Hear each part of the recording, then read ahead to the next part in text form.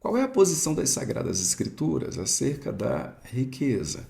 A Bíblia condena a riqueza de alguma maneira, sugere que os crentes não deveriam procurá-la, não deveriam desejá-la e até mesmo condena aquele que aspira à riqueza.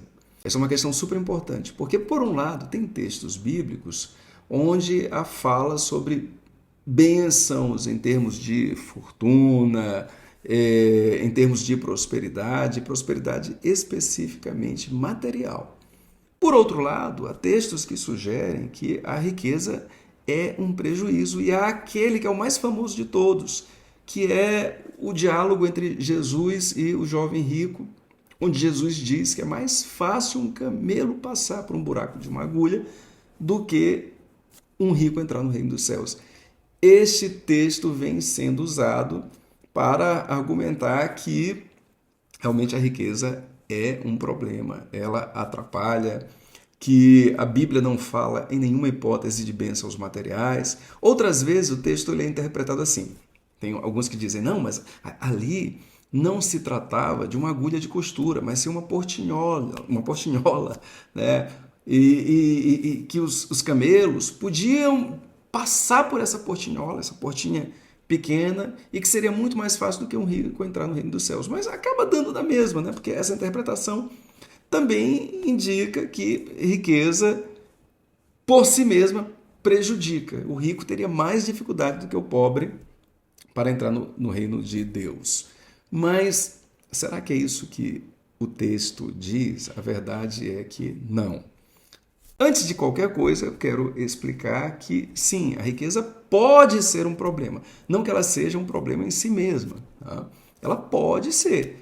Se a riqueza ela for colocada à frente das coisas de Deus, se a riqueza for colocada no lugar de Deus, se houver uma idolatria da riqueza, se aquela riqueza roubar o coração, como também disse Jesus, não pode haver dois senhores, ou Deus ou o dinheiro. Então, se a riqueza ocupar o lugar de Deus, neste caso, ela é um problema. Não que ela seja um problema em si mesma, mas é a idolatria da riqueza, a maneira como se trata. Qualquer outra coisa seria assim. Qualquer outra coisa que ocupe o lugar que é reservado a Deus seria um prejuízo à espiritualidade.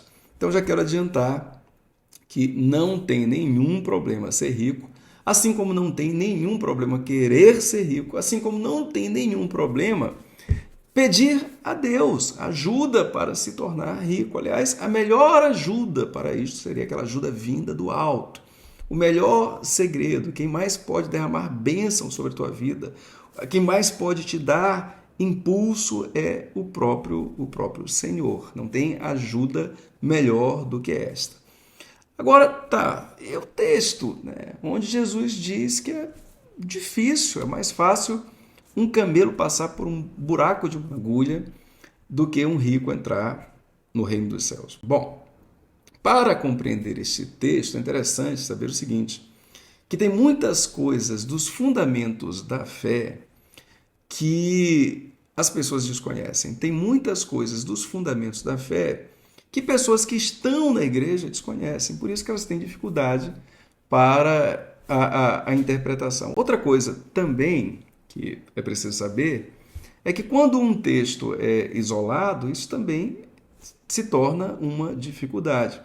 Neste caso, nós precisamos entender todo o diálogo. Aquele diálogo remete a um dos fundamentos da fé cristã. Então, Jesus se encontra com um jovem, dito como rico. O jovem pergunta para Jesus o que ele, o jovem, poderia fazer para ganhar a vida eterna. Ele diz, bom mestre, o que eu posso fazer para ganhar a vida eterna? Aí Jesus até o adverte, porque tu me chamas de bom? Só há um que é bom, o Pai que está nos céus. Tá, antes de prosseguir, super importante chamar a atenção para este ponto. O jovem pergunta, o que eu posso fazer para ganhar a vida eterna? Isto remete aos fundamentos da fé cristã. De acordo com a fé cristã, a fé bíblica, inclusive, nós não ganhamos a vida eterna por conta dos nossos méritos. Nós não ganhamos a vida eterna por conta de algo que fizemos. Nós não ganhamos a vida eterna através dos nossos esforços. Aquilo que estava em questão neste diálogo. O que eu posso fazer? Que esforço eu posso ter? Que empreendimento eu posso ter para ganhar a vida eterna? Jesus dá a primeira alternativa para ele: cumpre os mandamentos. Ele pergunta que mandamentos? Jesus dá exemplo de qual seriam os mandamentos. Honra o teu pai e a tua mãe, enfim. Ele dá alguns exemplos. E o jovem diz: isto eu já faço, estou salvo, então, porque eu faço isso. É por aquilo que eu faço, é pelo cumprimento dos mandamentos que eu estou salvo. Aí Jesus prossegue: tu já fazes isto? Então, pega todos os teus bens, vende e doa o resultado da venda para os mais pobres. Aí, nesse momento, o texto diz que o jovem se entristeceu e saiu dali muito triste. E Jesus disse: tá vendo? É mais fácil um camelo entrar por um buraco de uma agulha do que um rico entrar no reino do céu. Só que o diálogo não para aí, né? Os discípulos de Jesus, ouvindo aquilo, dizem: mas caramba, se nem mesmo ele que é rico pode se salvar, e nós? Como nós poderemos ser salvos? É o que Jesus diz assim: não, para vocês, para os seres humanos, isto não é possível. Ou seja, o que estava em questão nesse diálogo todo era a possibilidade de se salvar por si próprio. Né? Para vocês isso não é possível. Vocês não poderão se salvar por si próprios. Não adianta, vocês podem doar toda a riqueza de vocês, dar aos pobres, vocês podem buscar cumprir todos os mandamentos estritamente, mas a salvação não vem de vocês, a salvação vem de Deus, é graça de Deus. A salvação é um projeto do coração do Pai, não vem de vocês. Foi isso que Jesus disse. Para vocês, isso não é possível. Mas para o Pai que está nos céus, isto sim. O que aquele diálogo queria responder era exatamente isso, dizer que a salvação não era possível para ninguém. Tanto é que, quando os discípulos ouviram aquele diálogo, eles não disseram assim: então estamos tranquilos, né? Porque quem não entra no reino dos céus é um rico. É mais fácil um camelo entrar do que ele. Nós somos pobres, nós somos todos pobres, então nós não temos esse problema. Não foi isso que eles disseram. Eles disseram: se nem mesmo ele pode entrar, como nós poderemos?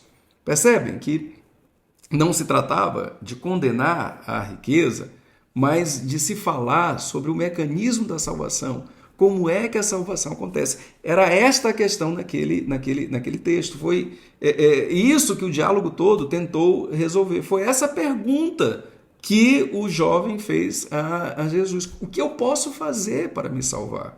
Não era, a pergunta não foi assim: os ricos serão reprovados, os ricos serão condenados, a riqueza vai atrapalhar de alguma forma? Não, a pergunta foi: o que eu posso fazer para me salvar?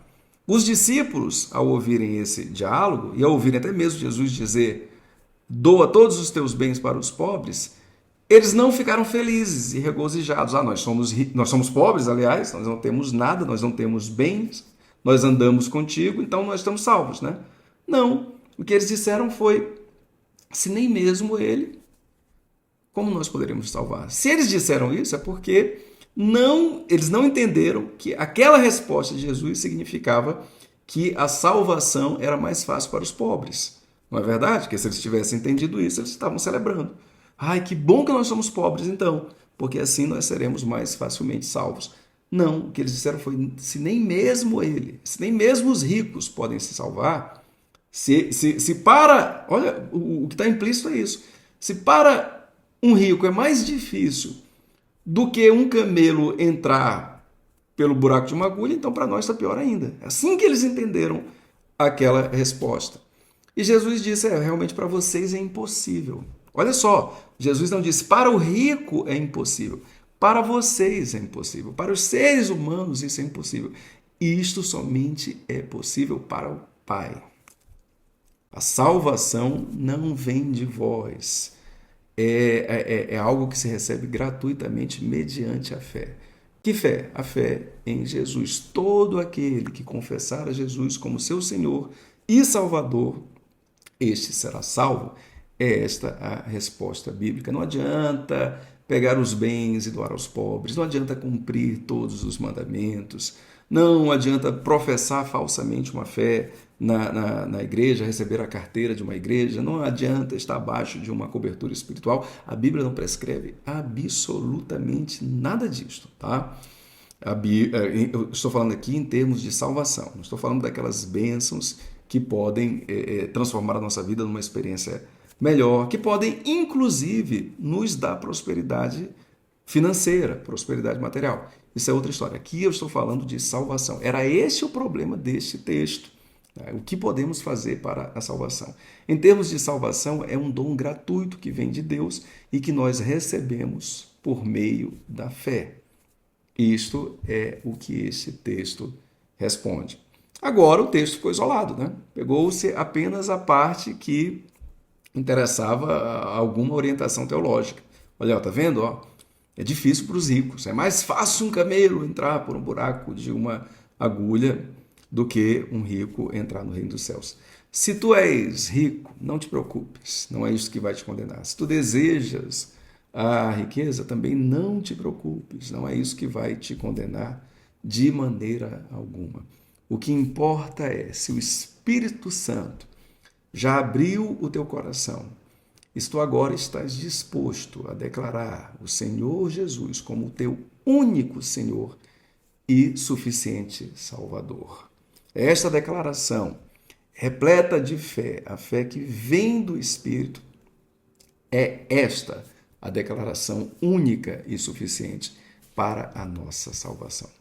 Muitas bênçãos e eu espero que vocês me acompanhem nessa jornada que eu inicio agora através deste vídeo, onde eu pretendo falar sobre os fundamentos da fé e outros temas aqui que podem ser interessantes e edificadores para esta nossa comunidade. Mais uma vez, muitas bênçãos. Até o próximo vídeo.